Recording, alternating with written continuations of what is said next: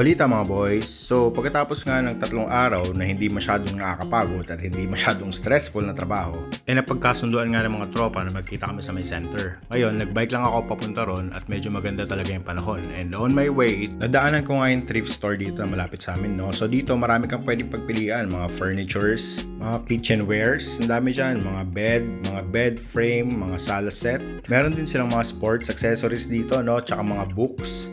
Tapos dito sa bandang part na to, meron silang mga pinapamigay na mga kitchenware. So, kumuha talaga ako ng mga pang personal na gamit ko. Ayan o, ganun na, di ba?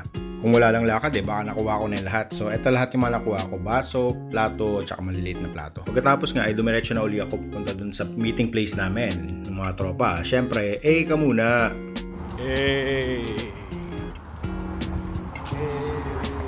So napagkasunduan nga ng tropa na manonood na lang kami ng sine, no? So naglakad lang kami dito at medyo inabutan pa nga kami ng ulan. Maganda kasi malapit na yung bahay nila dito mismo sa may center, so wala talagang problema. At talaga nga namang kakaiba yung sinehan nila dito, no? Medyo maliit lang, pang family lang siguro to. Siguro kung bibilangin ko, mga less than 70 lang yung taong magkakasya doon sa sinehan, no? So umakyat na nga kami dito para bumili ng ticket. Sa pagbili namin ng ticket, ginamit namin yung e-pass na isang government benefit dito sa Finland, no? So mga 14 euro yung ticket and yung snack namin is 5 euro.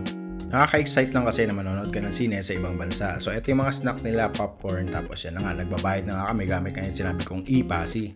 Isa pa sa nakakadagdag ng it's excitement, no? Alam mo na Marvel talaga yung pinapanood mo na talagang sa Pilipinas sinusubaybayan mo na, no?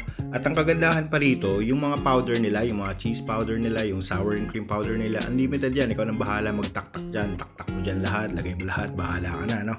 Tapos nung papasok na nga kami ng sinehan, no? Ang ganda, wala kasing nag-check ng ticket. So mukhang pwede kang tumira dito ng popcorn eh.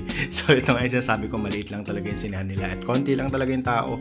Alam mo sa Pilipinas, parang gusto kong humiyaw nung lumabas si Wolverine, pero dito parang hindi naman sila naghiyawan. So hindi na lang ako sumigaw.